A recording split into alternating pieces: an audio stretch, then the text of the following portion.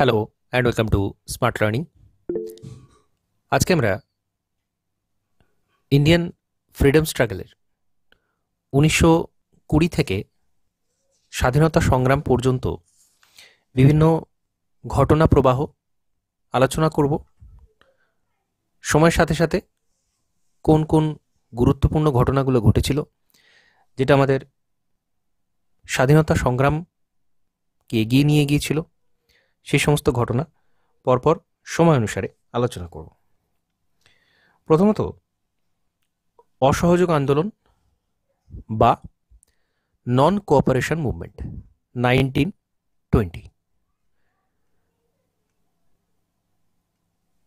যদিও ইতিপূর্বে খিলাফত আন্দোলন 1919 শুরু হয়ে গিয়েছিল, তুরস্কের যিনি খলিফা ছিলেন তার পদের অবমাননার জন্য সারা বিশ্বের মুসলিম সমাজ আন্দোলন শুরু করে।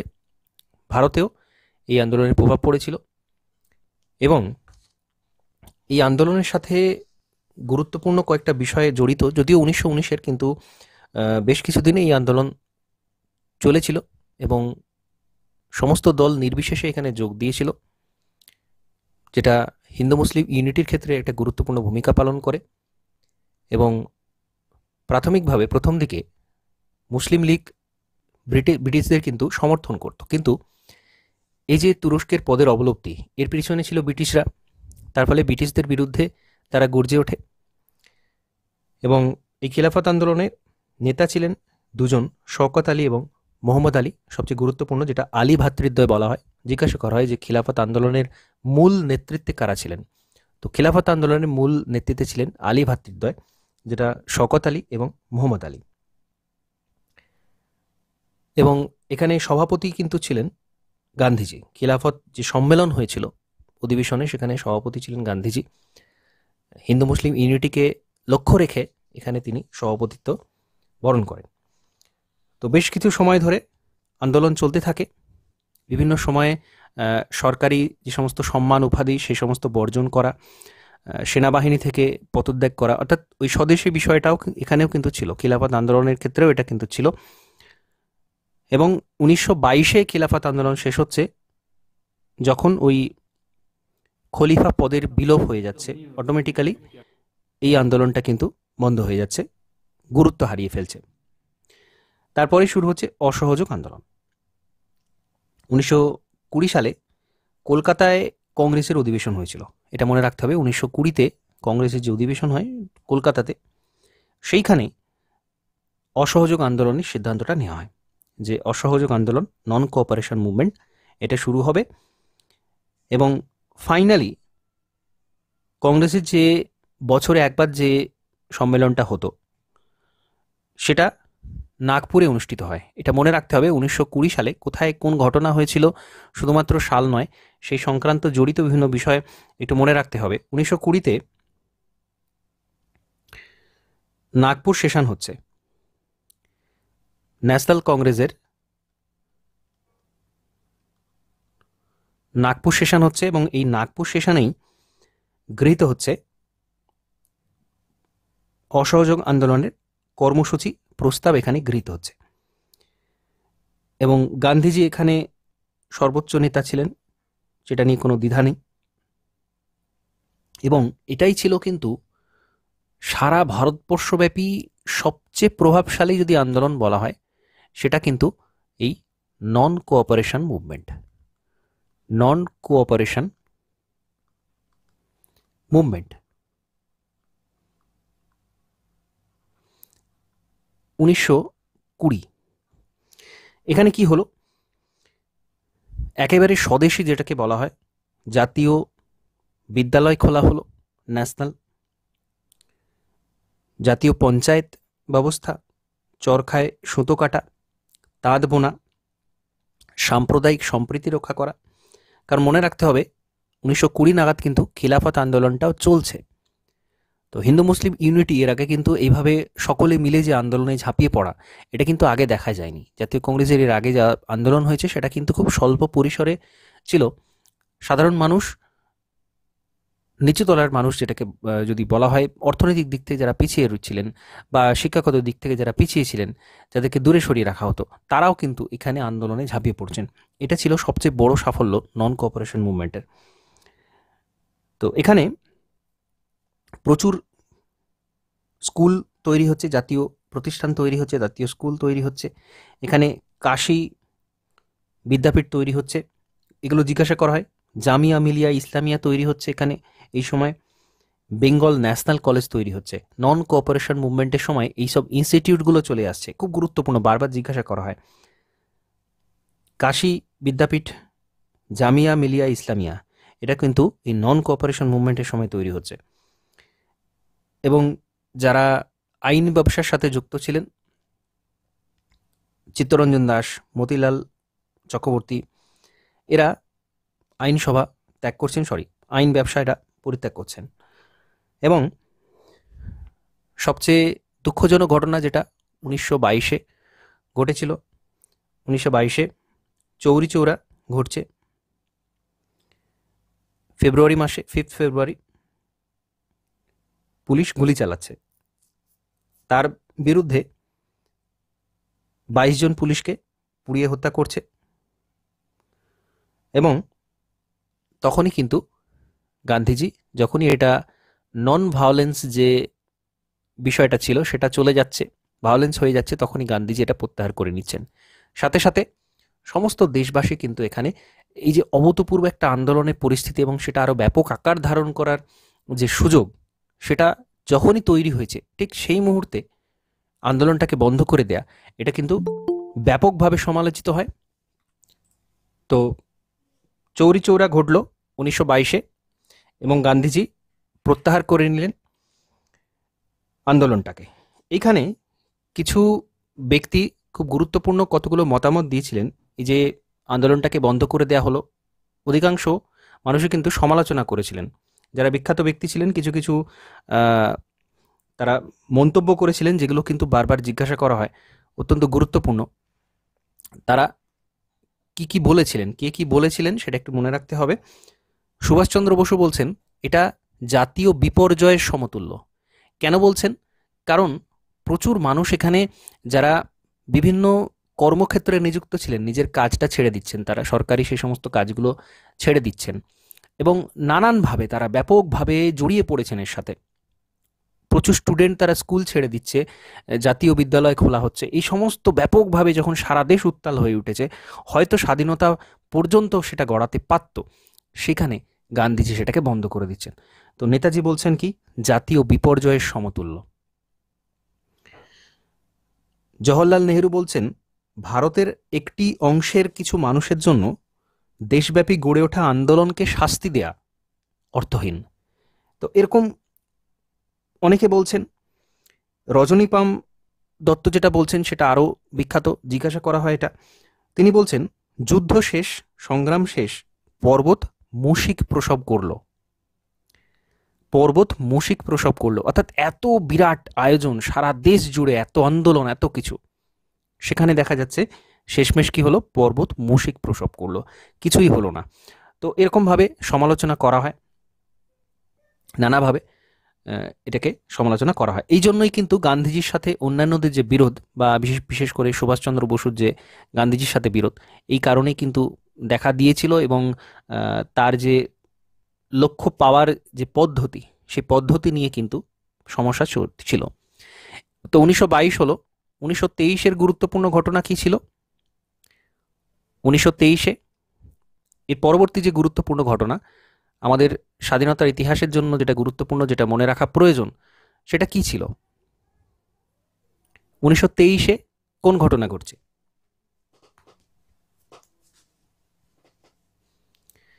1923-এ স্বরাজ্য দল তৈরি হচ্ছে, স্বরাজ্য দল বা স্বরাজ্য পার্টি 1923-এ এটা তৈরি করছে। কে তৈরি করছেন? চিত্তরঞ্জন দাস এবং মতিলাল নেহেরু। 1923-এ এটা তৈরি হচ্ছে। কেন গুরুত্বপূর্ণ? কারণ গান্ধীজির সাথে বিরোধের ফলেই কিন্তু এটা তৈরি হয়, স্বরাজ্য দল। স্বরাজ্য দলের এই যে চিত্তরঞ্জন দাস, মতিলাল নেহেরু, হাকিম আজমাল খান, এরকম বেশ কয়েকজন যারা চাইছিলেন যে আইনসভায় আমরা থাকব, আমরা নির্বাচন লড়ব, আমরা আইনসভায় যাব, সেখানে গিয়ে ব্রিটিশদের বিরোধিতা করব। তারা যখনই বিল পাশ করাতে আসবে ভারত বিরোধী, ভারতের সাধারণ মানুষের বিরোধী, তখন আমরা সেখানে আন্দোলনটা করব। এটা তারা চাইছিলেন, কিন্তু গান্ধীজি এটা চাইছিলেন না। গান্ধীজি অন্য কথা বলছিলেন। সেজন্য এরা কংগ্রেস থেকে বেরিয়ে আসছেন, বেরিয়ে এসে তাদের নতুন পার্টি তৈরি করছেন, স্বরাজ্য দল বা স্বরাজ্য পার্টি 1923-এ। এবং 1923-এর 1 জানুয়ারি এই দলটা তারা তৈরি করছেন।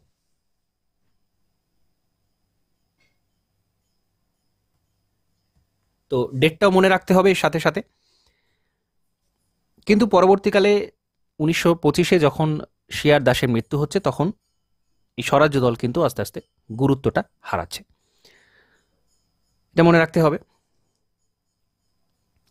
এরপর যে গুরুত্বপূর্ণ ঘটনাগুলো ঘটেছিল, সেগুলোর মধ্যে সবচেয়ে বেশি গুরুত্বপূর্ণ যেটা,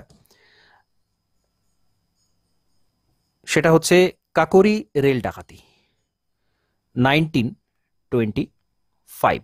আচ্ছা, 24-এ যেটা গুরুত্বপূর্ণ ঘটনা, 1924-এ গান্ধীজি কিন্তু প্রথম এবং শেষবারের জন্য জাতীয় কংগ্রেসের সভাপতি হচ্ছেন। বেলগাঁও অধিবেশন 1924, এটা মনে রাখতে হবে। 25-এ কি হচ্ছে? কাকোরি রেল ডাকাতি, খুব গুরুত্বপূর্ণ। 1925 9 আগস্ট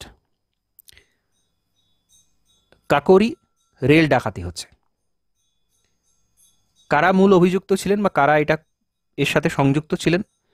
রাজেন্দ্রনাথ লাহিড়ী, রামপ্রসাদ বিসমিল, এই দুটো নাম অবশ্যই মনে রাখতে হবে, রামপ্রসাদ বিসমিল এবং রাজেন্দ্রনাথ লাহিড়ী। এদের নেতৃত্বে লখনৌয়ে কাকোরি রেল স্টেশন, সেখানে বিপ্লবীরা রেল ডাকাতি করছেন। কাকোরি ষড়যন্ত্র মামলা এই সময় শুরু হচ্ছে।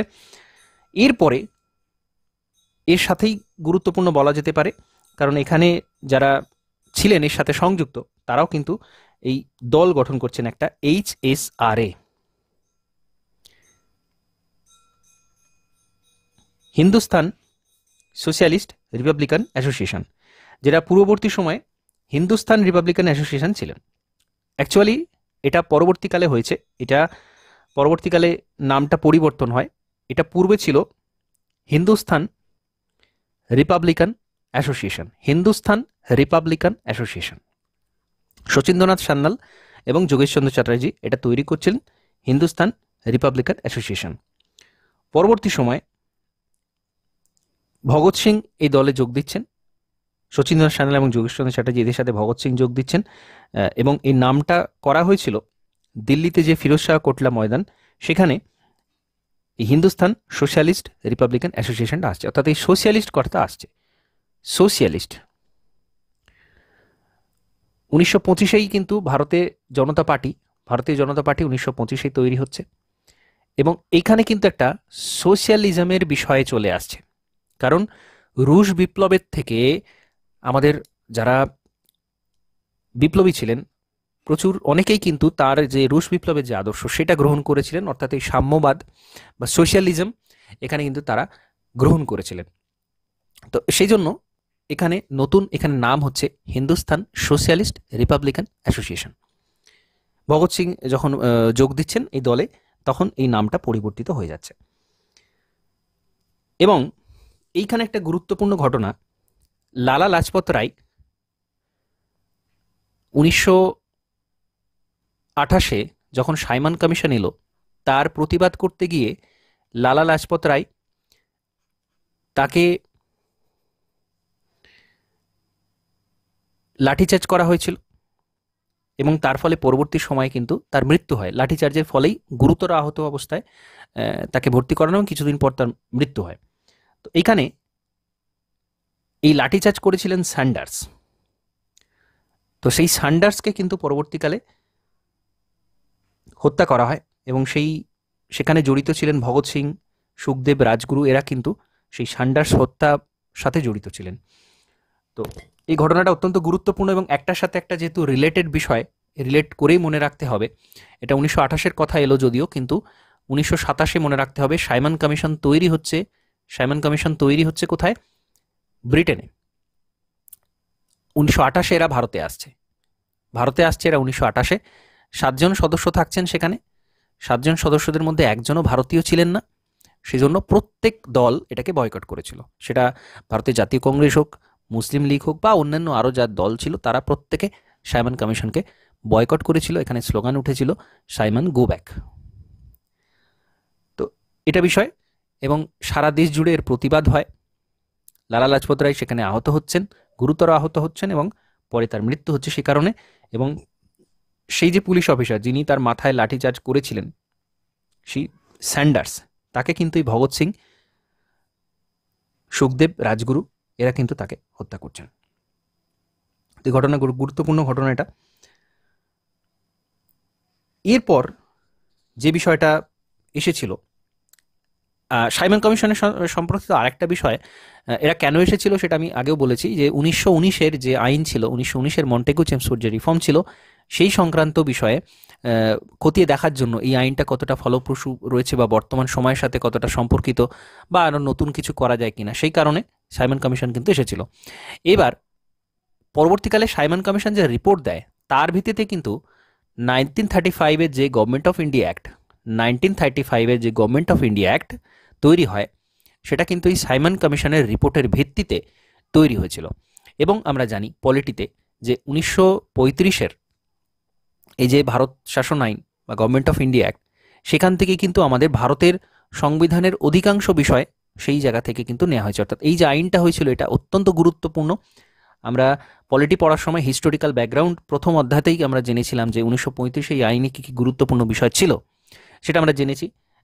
সেটা যেমন হিস্ট্রির সাথে গুরুত্বপূর্ণ বিষয়, পলিটির সাথে গুরুত্বপূর্ণ বিষয়, এবং এই বিষয়টা অবশ্যই মনে রাখতে হবে যে ভারতের সংবিধানের অধিকাংশ বিষয় এই 1935-এর আইন থেকে কিন্তু নেওয়া হয়েছিল। আচ্ছা, আরেকটা গুরুত্বপূর্ণ প্রশ্ন এখানে করা হতে পারে, সেটা হচ্ছে এই যে 7 জন সদস্য ছিলেন, এইখানে ক্লিমেন্ট এটলিও ছিলেন, যিনি কিনা পরবর্তী সময় ব্রিটেনের প্রধানমন্ত্রী হচ্ছেন। ক্লিমেন্ট এটলি, তিনিও কিন্তু এখানে ছিলেন। এবং যেহেতু সভাপতি এই দলের নেতৃত্বে ছিলেন সাইমন, সেজন্য জন সাইমন, সেজন্য এই কমিশনটাকে সাইমন কমিশন বলা হতো। তো এই ঘটনাগুলো গুরুত্বপূর্ণ। এবং এর পরবর্তী যে বিষয়টা, সাইমন কমিশন একজনও ভারতীয় ছিল না, সাইমন কমিশনে একজনও ভারতীয়কে রাখা হয়নি, কারণ ইংরেজরা মনে করত ভারতীয়দের কিন্তু নতুন আইন তৈরি করা বা আইন সম্পর্কিত কোনো কিছু করা, উদ্ভাবন করা, সেটা ভারতীয়দের সেই ক্ষমতা নেই, এভাবে তারা অপমান করেছিল। তো সেই জন্য 1928-এ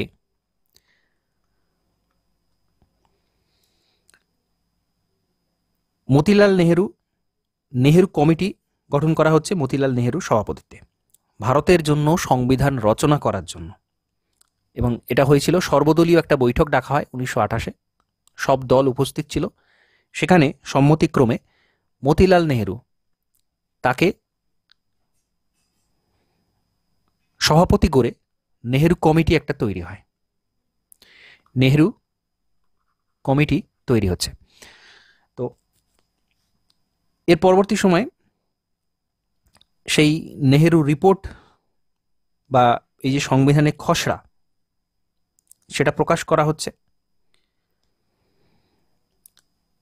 যদিও সেটা ফাইনালাইজ হয়নি বা সেখান থেকে কিছু নেওয়া হয়নি। কিন্তু এখানে কি কি প্রস্তাব ছিল, আমাদের একটু জানা প্রয়োজন, কারণ নেহেরু রিপোর্ট রিজেক্ট করা হয় ঠিকই, কিন্তু কি কি প্রস্তাব ছিল আমাদের একটু জেনে রাখা প্রয়োজন। সেটা হচ্ছে ডমিনিয়ন স্ট্যাটাস। প্রথম যে বিষয়টা, যেটা কেউ গ্রাহ্য করেনি, সেটা হচ্ছে ডমিনিয়ন স্ট্যাটাস। কারণ ইতিপূর্বে ডমিনিয়ন স্ট্যাটাস আর গ্রহণ করা হবে না, বা ভারতবাসী সম্পূর্ণভাবে স্বাধীনতা চায়, কমপ্লিট ফ্রিডম চায়, সেটা বলা হয়েছিল। তো সেজন্য ডমিনিয়ন স্ট্যাটাসটা কিন্তু কখনোই কোনো দলই এটা মেনে নেয়নি। এবং ভারতের ক্ষেত্রে আইনসভা যেটা হবে, সেটা দুটো কক্ষ থাকবে,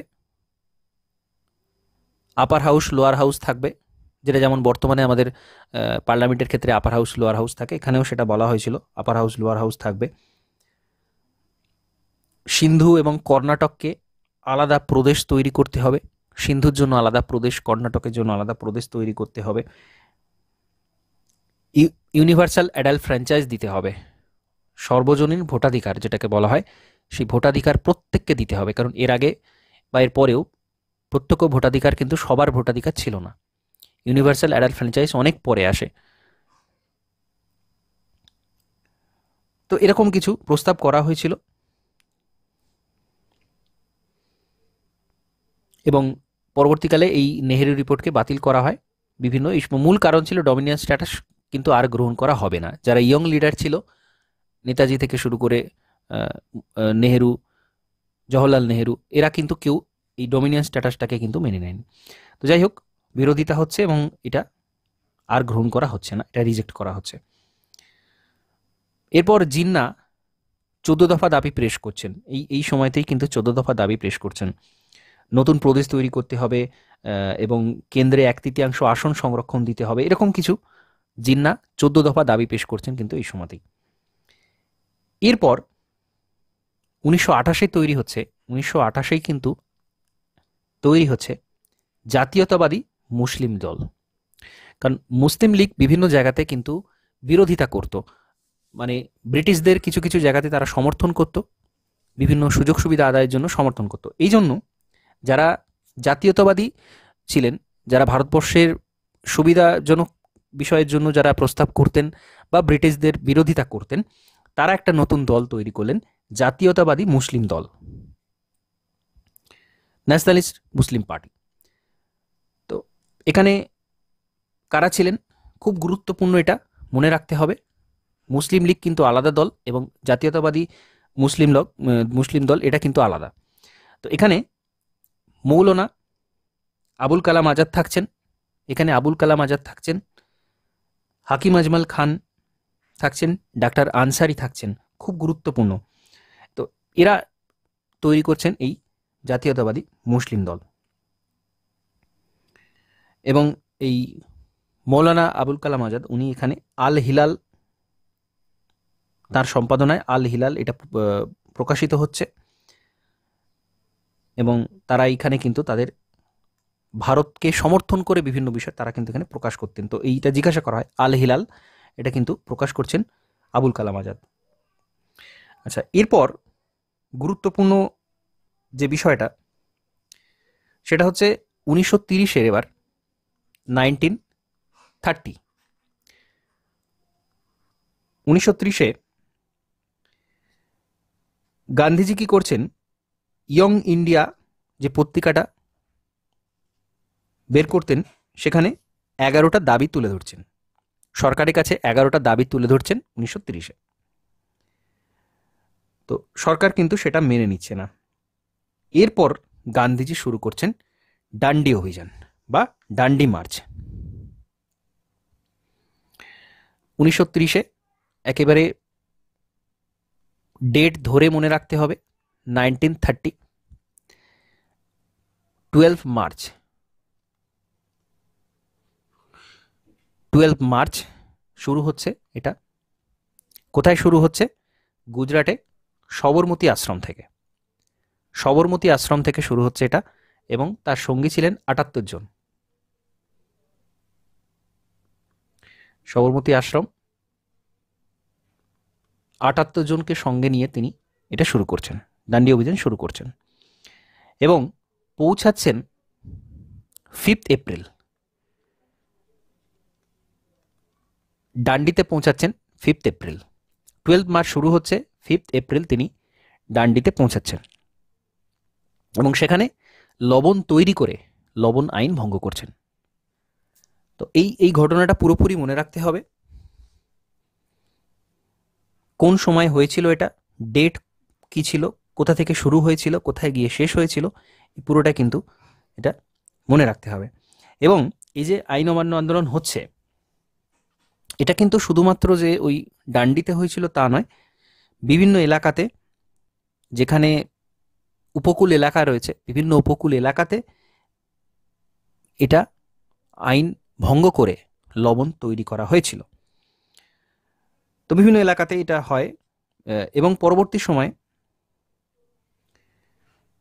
1931-এ এটা বন্ধ করা হচ্ছে 1931। এখানেও কিন্তু আবারও গান্ধীজিকে সমালোচনা করা হয়। 1931-এ 5 মার্চ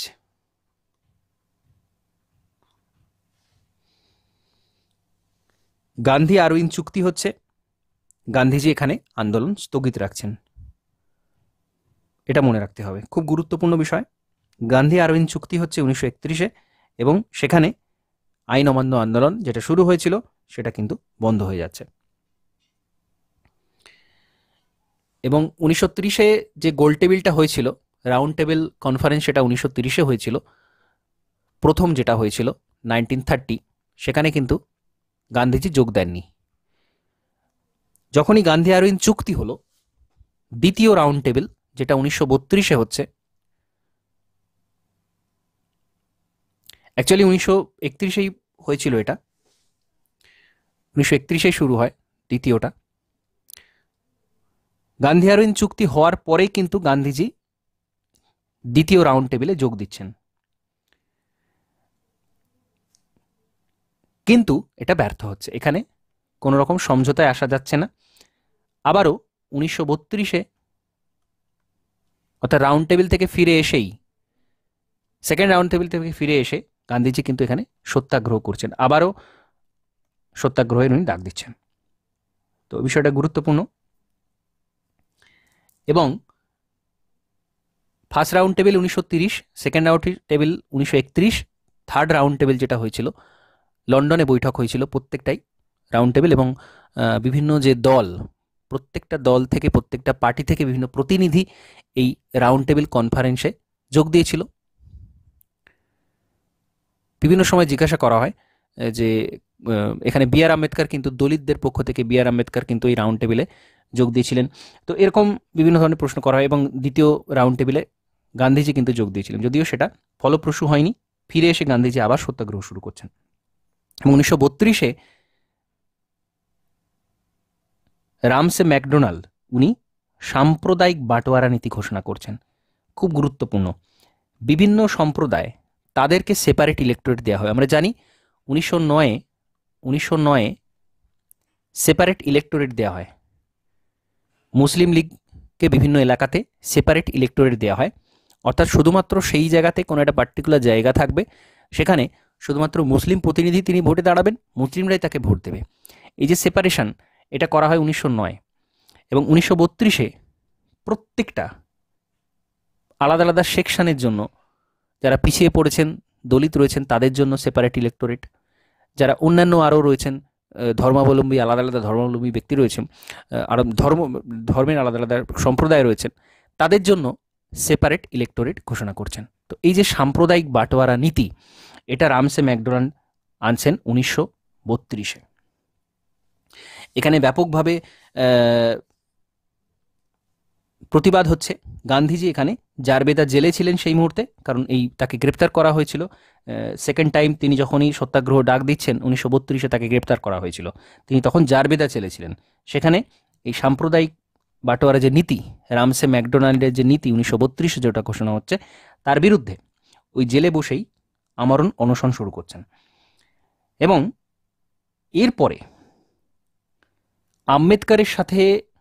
আম্বেদকরের সাথে গান্ধীজির একটা চুক্তি হচ্ছে। আম্বেদকরের সাথে গান্ধীজির চুক্তি হচ্ছে 1932-তে, যেটাকে বলা হচ্ছে পুনা প্যাক্ট। খুব গুরুত্বপূর্ণ। পুনা প্যাক্ট হচ্ছে আম্বেদকরের সাথে গান্ধীজির সঙ্গে 1932, 25 সেপ্টেম্বর, পুনা চুক্তি যেটাকে বলা হয়। তো এখানে গান্ধীজি বিভিন্ন শর্ত মেনে নিচ্ছেন, এবং এই যে বিভেদ বা এই যে পিছিয়ে পড়া দলিত শ্রেণীদের জন্য যে অগ্রাধিকার দেয়া, এই বিষয়টা গান্ধীজি কিন্তু সেখানে মেনে নিচ্ছেন। এই বিষয়টা এখানে আসছে। এবং এরপরেই যখনই এই ঘটনাটা হলো বা এই চুক্তিটা হলো গান্ধীজির সাথে বি আর আম্বেদকরের, তারপরে গান্ধীজি কিন্তু অন্যান্য সমস্ত কিছু ছেড়ে এই অস্পৃশ্যতা বিরোধী আন্দোলন, বা গান্ধীজি যেটা বলতেন হরিজন, তাদের উন্নতির জন্য আন্দোলন কিন্তু শুরু করছেন গান্ধীজি 1932-এ। হরিজন সভা গঠন করছেন, এটা 1932-তে। এই পুনা প্যাক্টের পরেই এই সমস্ত ঘটনা ঘটেছিল। এবং এই হরিজন সভা, হরিজন পত্রিকা সেখান থেকে বের করতেন এবং বিভিন্ন বিষয়, এই অস্পৃশ্যতা বিরোধী বিভিন্ন বিষয়ে সম্পর্কে বিভিন্ন লিখতেন তিনি। এরপর 1937-এ কিন্তু নির্বাচন হয়, 1937-এ নির্বাচন হয়, সাধারণ নির্বাচন হয় এবং সেখানে জাতীয় কংগ্রেস কিন্তু ম্যাক্সিমাম সিট সেখানে পেয়েছিল এবং কিছু সিট বামপন্থী যারা ছিল তাদেরও কিছু সিট তারা পায় এবং নেতাজি, গান্ধীজি, এই সমস্ত নেতা কিন্তু তাদের উত্থানটা কিন্তু এই সময় শুরু হয়।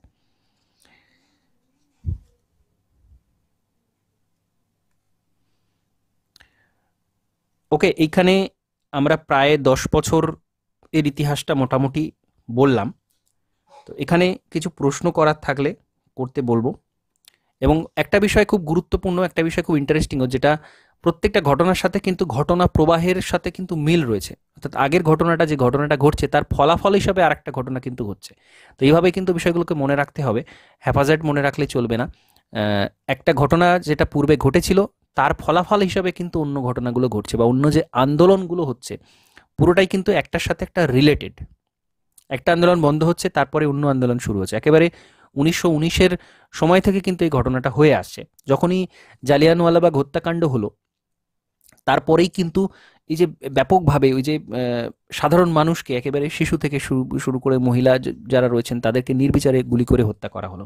তার ফলেই কিন্তু সারা দেশ উত্তাল হয়ে ওঠে, বা ওই যে খিলাফত আন্দোলন এবং অসহযোগ আন্দোলনের যে ইন্ধন, সেটা কিন্তু ওই 1919-এর জালিয়ানওয়ালাবাগ হত্যাকাণ্ডের ফলেই কিন্তু হয়েছিল। ওটা যদি না হতো তাহলে কিন্তু এত ব্যাপকভাবে আন্দোলনটা ছড়িয়ে পড়তে পারতো না, বা ওখানে যখন একটা হতাশার তৈরি হতো না, যদি না ওই 1922-এ যদি না চৌরি চৌরাতে পরে বন্ধ করে দেওয়া হতো। অনেক ঐতিহাসিক বলে থাকেন, অনেকে বলে থাকেন হয়তো ওই সময় যদি গান্ধীজি ওটা ফিরিয়ে না নিতেন তখনই হয়তো স্বাধীনতা দিতে বাধ্য হতো ইংরেজরা। কারণ প্রথম বিশ্বযুদ্ধের সময় তারা কিন্তু একটা প্রস্তাব করেছিল যে ভারতীয়রা যদি যুদ্ধে অংশগ্রহণ করে, ভারতীয় সেনাদের যদি পাঠানো হয়, পরবর্তীকালে ভারতকে ডমিনিয়ন স্ট্যাটাস দেওয়া হবে, বা কিছুটা স্বায়ত্তশাসন তাদেরকে দেওয়া হবে, উপনিবেশের আন্ডারেই, তাদের আন্ডারেই কিছুটা স্বায়ত্তশাসন দেওয়া হবে। কিন্তু কোনো রকম তারা দেয়নি এটা। তো এরকম একটা আন্দোলন যদি ব্যাপকভাবে সেই সময় ছড়িয়ে পড়েছিল এবং আরও বেশি সেটা বাড়ছিল, তো সেই সময় কিন্তু স্বাধীনতা হয়ে যাওয়ার একটা সম্ভাবনা তৈরি হয়েছিল। তো সেটা বন্ধ হলো, স্বাভাবিকভাবে হতাশা তৈরি হলো। এবং আমরা দেখব এই যে 1922, তারপরে কিন্তু একটা প্রায় 8 বছরের গ্যাপে সেরকম কোনো বড় আন্দোলন হয়নি যে সারা ভারতবর্ষ জুড়ে সেই আন্দোলনটা হচ্ছে, এরকম কিন্তু হয়নি। কারণ একটা হতাশা সাধারণ মানুষের মধ্যে তৈরি হয়েছিল এবং ওই সময়টা আমরা দেখব নানান ধরনের বৈপ্লবিক কর্মকাণ্ড হচ্ছে। আমরা যেটা বাদ দিয়েছি সেটা হচ্ছে 1930-এর যে আন্দোলন হয়েছিল, যেটাকে আমরা রাইটার্স বিল্ডিংয়ে বা অলিন্দ যুদ্ধ যেটাকে বলা হয়, 1930, বিনয়, বাদল এবং দীনেশ এরা রাইটার্স বিল্ডিং অভিযান করছেন এবং সেখানে কিন্তু সিমসনকে হত্যা করছেন। তো পরবর্তীকালে যদিও এরা কেউ সফল হতে পারেনি সেভাবে, যদিও ওই সিমসনকে হত্যা করেছিলেন দীনেশ গুপ্ত, উনি কিন্তু সিমসনকে হত্যা করেছিলেন। তো পরবর্তীকালে বিনয় এবং দীনেশ এরা আত্মহত্যার চেষ্টা করেন, যদিও দীনেশ গুপ্ত বেঁচে গিয়েছিলেন, কিন্তু পরবর্তীকালে তার ফাঁসি হয়। তো যাই হোক, এটা 1930-এ ঘটেছিল, এটা মনে রাখতে হবে, যেটা অলিন্দ যুদ্ধ বলা হচ্ছে। এবং এই সময় আরও অন্যান্য কিন্তু বৈপ্লবিক ঘটনা আমরা দেখতে পাবো ঘটেছে। কারণ ব্যাপকভাবে সেই যে আন্দোলন বা সেই যে অসহযোগ আন্দোলনের প্রতি যে মানুষের যে আগ্রহ, সেটা কিন্তু নষ্ট হয়ে গেছিল 1922-এর সময় থেকে। এবং 1930-এ আরেকটা ঘটনা, 1930-এ চট্টগ্রাম অস্ত্রাগার লুণ্ঠন হচ্ছে কিন্তু 1930-এ। ডেটটা অবশ্যই মনে রাখতে হবে, 18 এপ্রিল। ডেট মনে রাখতে হবে, প্রত্যেকটা ঘটনা অতি গুরুত্বপূর্ণ। প্রিলিমস মেন্স দুটোতেই কিন্তু ডেটও জিজ্ঞাসা করা হয়, তো ডেটটাও মনে রাখতে হবে।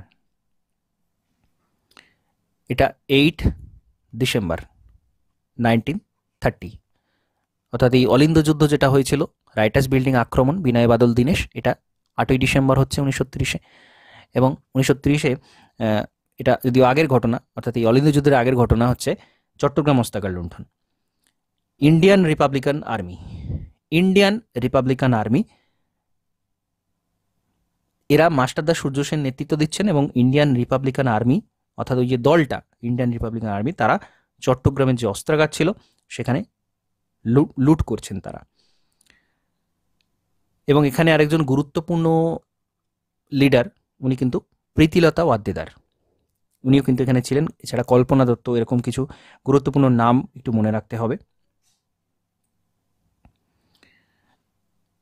এছাড়াও বিভিন্ন ধরনের বোমা মামলা এই সময় হয়, প্রচুর প্রচুর বৈপ্লবিক কর্মকাণ্ড এই সময় কিন্তু হয়েছিল, ইন্ডিভিজুয়ালি হয়েছিল, এবং যারা এক্সট্রিমিস্ট ছিলেন তারা এই সমস্ত কর্মকাণ্ড কিন্তু নিয়েছিলেন। তো এই সমস্ত ঘটনা এবং তার পূর্বে সাইমন কমিশনের আগমন এবং সেই বিষয়টা, নেহেরু রিপোর্ট, তো এগুলো প্রত্যেকটা কিন্তু গুরুত্বপূর্ণ, প্রত্যেকটা আমাদের পরপর সিরিয়ালি মনে রাখতে হবে। ওই যে পুরো ঘটনাটাই সাইমন কমিশনের সাথে সম্পর্কিত, নেহেরু রিপোর্ট হোক বা ওই পরবর্তীকালে 1935-এর যে অ্যাক্ট সেটা হোক, বা 1919-এর পরবর্তীকালে পুরো আইন সংক্রান্ত সমস্ত বিষয় এই সাইমন কমিশনটা কিন্তু ছিল, এবং তার সাথে সাথে জড়িত যেসব ঘটনাগুলো সেগুলো মনে রাখতে হবে। এবং এর পরবর্তীকালে আবার দেখা যাচ্ছে গান্ধীজি কিন্তু ফ্রন্টে চলে আসছেন, ওই আন্দোলন শুরু হচ্ছে, আবার সিভিল ডিসোবিডিয়েন্স শুরু হচ্ছে, আইন অমান্য আন্দোলন শুরু হচ্ছে, এবং সেখানেও স্বদেশীটা একটা জড়িত ছিল, যেহেতু লবণ আইন ভঙ্গ করে নতুন দেশীয় প্রযুক্তি, দেশীয়ভাবে লবণ তৈরি করা, লবণের ওপর ট্যাক্স বসানোর প্রতিবাদে, তো সেটাও কিন্তু এখানে দেখা যাচ্ছে, এবং এখানেও স্বদেশী হয়েছিল। যদিও পরবর্তীকালে আর সেই ধরনের বড় আন্দোলন কিন্তু হয়নি। 1930-র পরে ব্যক্তিগত সত্যাগ্রহ, পরবর্তীকালে আরও অনেক পরে ব্যক্তিগত সত্যাগ্রহ শুরু হয়, তো সেই সমস্ত ঘটনা কিন্তু ঘটেছিল। এই বিষয়টা আজকে সমস্ত কিছু এখানে আলোচনা করা যাবে না, কারণ আরও প্রচুর ঘটনাবহুল বিষয় রয়েছে এখানে। কমিউনিস্ট যে আন্দোলন হয়েছিল এই সময়, সেই বিষয়টা আমাদের জানতে হবে, এবং আরও যে অন্যান্য ঘটনা, সুভাষচন্দ্র বসু এই সময় উত্থান তার, 1938-এ ত্রিপুরী এবং হরিপুরি কংগ্রেস, 38 এবং 39-এ সেই সময় তার উত্থান, সেই সংক্রান্ত একটা বিষয়। আইএনএ, ইন্ডিয়ান ন্যাশনাল আর্মি আর একটা বিষয়, এবং এখানে যে গান্ধীয়ান যুগটা কিভাবে শেষ হচ্ছে, তার নেতৃত্ব সেই সময় কিভাবে কি ফলপ্রসূ হয়েছিল, বা জওহরলাল নেহেরু এই সময় কতটা অ্যাক্টিভ ছিলেন, কি কি ঘটনা ঘটেছিল, এবং তার সাথে সাথে ইংরেজরা এই সময় কি কি প্রস্তাব নিয়ে আসে ভারতীয়দের জন্য। অর্থাৎ 1939 যখনই পড়ছে, দ্বিতীয় বিশ্বযুদ্ধ যখনই শুরু হয়ে যাচ্ছে, তখন ইংরেজরা ভারতীয়দের জন্য কি কি প্রস্তাব আনছে, ভারতীয়দের যাতে করে যুদ্ধে জড়ানো যায়। কারণ বিশেষ করে আমেরিকা যুক্তরাষ্ট্র এবং ব্রিটেন, এরা চাইছে যে আমেরিকা যুক্তরাষ্ট্র এবং রাশিয়া এরা যখনই যোগ দিচ্ছে, তখন এরা চাইছে যে ভারতীয় সৈনিকদের ব্যবহার করা হোক, ইংরেজরা সেটা করুক এবং ভারতীয়দের কিছু সুযোগ সুবিধার দিক তারা। তো সেই জন্যই কিন্তু তারা প্রেশার দিতে শুরু করে, এবং ব্রিটেন তখন বিভিন্ন ধরনের প্রস্তাব আনা শুরু করে। তো আগস্ট প্রস্তাব, ক্রিপস মিশন, সমস্ত কিন্তু এই সময় তৈরি হয়েছিল, এবং সেগুলো কিন্তু প্রত্যেকটাই ম্যাক্সিমাম রিজেক্ট হয়ে যায়। একমাত্র ক্যাবিনেট মিশন প্ল্যান 1946, সেটা সর্বসম্মতিক্রমে কিন্তু গ্রহণ করা হয়, এবং পরবর্তীকালে স্বাধীনতা বিষয়টা কিন্তু ওই জায়গা থেকেই আসে। তো যাই হোক, এখানে বহু ঘটনাবহুল বিষয় এখানে রয়েছে, তো সেটা আমি এই পরের দিন আলোচনা করব। এইখানের আলোচনার যদি কিছু প্রশ্ন করার থাকে তাহলে সেটা করতে বলবো। ওকে,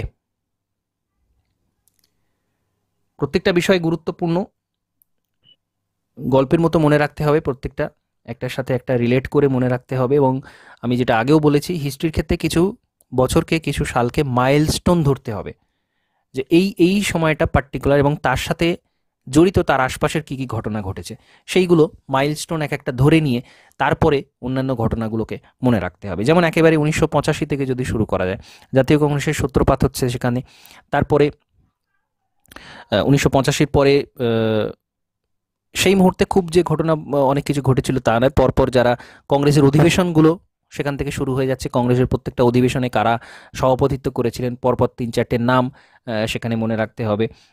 এবং তারপরে 1905-এ বঙ্গভঙ্গ, 1906-এ মুসলিম লীগ, 1907-এ সুরাট স্প্লিট, এবং 1905-এই বঙ্গভঙ্গ, এবং 1911-তে গিয়ে সে বঙ্গভঙ্গ রদ হার্ডিঞ্জের সময়। তো এই যে কতগুলো সাল গুরুত্বপূর্ণ পরপর মনে রাখা। সুরাট স্প্লিট যেটা 1907-এ হচ্ছে, সেটা 1916-তে গিয়ে আবার একসাথে সংযুক্ত হয়ে যাচ্ছে জাতীয় কংগ্রেস এবং জাতীয় কংগ্রেসের যে দুটো উইং ভাগ হয়ে গিয়েছিল মডারেট এক্সট্রিমিস্ট, তারা আবার একসাথে জয়েন হয়ে যাচ্ছে এবং সেখানে মুসলিম লীগও কিন্তু মুসলিম লীগের প্রস্তাবও অনেক কিছু তারা কিন্তু মেনে নিচ্ছে 1916-তে গিয়ে। তো এই সমস্ত যে এক একটা গুরুত্বপূর্ণ সাল তার সাথে আগে আগে পরে করে এগুলো মনে রাখতে হবে। 1916-তেই যেমন হোম রুল লীগ তৈরি হচ্ছে, বা 1914-তে সান ফ্রান্সিসকোতে গদর পার্টি তৈরি হচ্ছে। এই যে পরপর এক একটা ঘটনার সাথে একটা ঘটনা প্রবাহ। 1913-তে যখন ওই কোকা মাতামারু যে জাহাজটা ফিরিয়ে দেওয়া হয়েছিল কানাডা থেকে, ফিরিয়ে দেওয়ার পর তখন ভারতীয়রা যখন কলকাতায় প্রবেশ করতে শুরু করে ওই জাহাজটা নিয়ে, তখনই কিন্তু ইংরেজদের সাথে বিরোধ বাঁধে এবং প্রচুর শিখ মানুষকে কিন্তু হত্যা করা হয়। তারপরেই এই গদর পার্টি তৈরি হয় সান ফ্রান্সিসকোতে এবং সেখান থেকে কিন্তু লালা হরদয়াল সেখান থেকে সেটা নেতৃত্ব দিতে থাকেন। এরকম ধরনের প্রত্যেকটা ঘটনা যেটা একটার সাথে একটা পরপর সম্পর্কিত, সেগুলো আমাদের কিন্তু মনে রাখতে হবে এবং ঘটনা প্রবাহ হিসেবে পরপর প্রত্যেকটা বছরে কি হয়েছে সেই অনুযায়ী কিন্তু এখানে মনে রাখতে হবে এবং এক একটা সেকশন অনুযায়ী মনে রাখতে হবে। গান্ধিয়ান এরা একটা রয়েছে, গান্ধীজির সময় কী কী হয়েছিল, নেতাজির সময় কী কী হয়েছিল, বা যদি শুধুমাত্র কমিউনিস্ট আন্দোলন ধরা হয় 1925-এর পর থেকে কোন কোন সংস্থা সেখানে তৈরি হয়েছিল, কোন কোন ব্যক্তি সেখানে জড়িয়েছিলেন, তাদের কী কী গুরুত্বপূর্ণ উক্তি রয়েছে, এই সমস্ত বিষয় কিন্তু একটু আলাদা আলাদা করে আমরা আলোচনা করতে পারি। আরেকটা করতে পারি যেটা ওই পরপর সাল হিসেবে যেটা বলে যাচ্ছে, এই বছরে এই হয়েছিল, এই বছরে এই হয়েছিল, এভাবে এগুলোকে আমরা করতে পারি। যেটা সুবিধাজনক মনে হবে সেইভাবে কিন্তু পড়তে হবে এবং গল্পের মতো করেই পুরো বিষয়টাকে কিন্তু মনে রাখতে হবে, ডেট সহ। প্রত্যেকটা ঘটনা এখানে কিন্তু ডেট সহ মনে রাখতে হবে, কারণ একেবারে ভারতের স্বাধীনতার শেষ পর্যায়ের প্রত্যেকটা ঘটনা গুরুত্বপূর্ণ। একটা ঘটনার সাথেই কিন্তু এই যে স্বাধীনতা পুরোপুরি জড়িত, বা এই যে পার্টিশন কেন হলো, ঠিক কোন কোন কারা কারা এটাকে বন্ধ করার চেষ্টা করেছিলেন, কিভাবে চেষ্টা করেছিলেন, কোন দিনে কি ঘটনা ঘটেছিল, এইগুলো কিন্তু প্রত্যেকটা গুরুত্বপূর্ণ হয়ে যায়। সেটা প্রিলিমস হোক বা মেন্সে কিন্তু এই ফ্রিডম স্ট্রাগল থেকেই বেশি বেশি প্রশ্ন করা হয় এবং এই সমস্ত জায়গা থেকেই কার কী উক্তি ছিল বা কোন সময়ের কী ঘটনা, কোন ডেটে কী ঘটেছিল, এইগুলো জিজ্ঞাসা করা হয়। তো এইভাবে আমরা করছি প্রাইমারিলি। এরকমভাবে করার পর আমরা কিন্তু আবারও সেকশন ওয়াইজ কোনো একদিন জাতীয় কংগ্রেসের প্রত্যেকটা সেশন কোথায় হয়েছিল, কারা করেছিলেন, কি তার গুরুত্ব ছিল, গল্পের মতো করে, কোনো মুখস্থ বা এরকম ধরনের কোনো কিছু নয়, পরপর সেকশন ওয়াইজ কী কী হয়েছিল সেটা একদিন আলোচনা করা। মুসলিম লীগের কী কী কার্যকলাপ ছিল, তারা কী কী ঘটনাবলী, কোথায় কী গুরুত্বপূর্ণ সেশন হয়েছিল সেটা একদিন, বা এরকমভাবে প্রত্যেকটা আলাদা আলাদা সেকশন আলাদা আলাদা করে কিন্তু আলোচনা করলে পুরো বিষয়টা সম্পর্কে ধারণা তৈরি হবে। এবং এই জায়গা থেকে কিন্তু সিলেবাস সবচেয়ে ছোট, 25-এর মধ্যে 25 নাম্বারই এখানে তোলা যায় প্রিলিমসের ক্ষেত্রে। তো সেইভাবেই এখানে আলোচনা করব। আজকের আলোচনা আমি এখানে সমাপ্ত করছি। আবারও জিজ্ঞাসা করব, যদি কিছু জিজ্ঞাসা করার থাকে জিজ্ঞাসা করতে পারো, আমি সেভাবে কিন্তু এখানে অ্যান্সার দেব।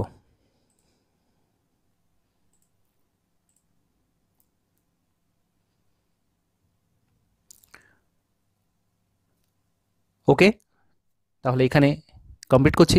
নমস্কার, ধন্যবাদ।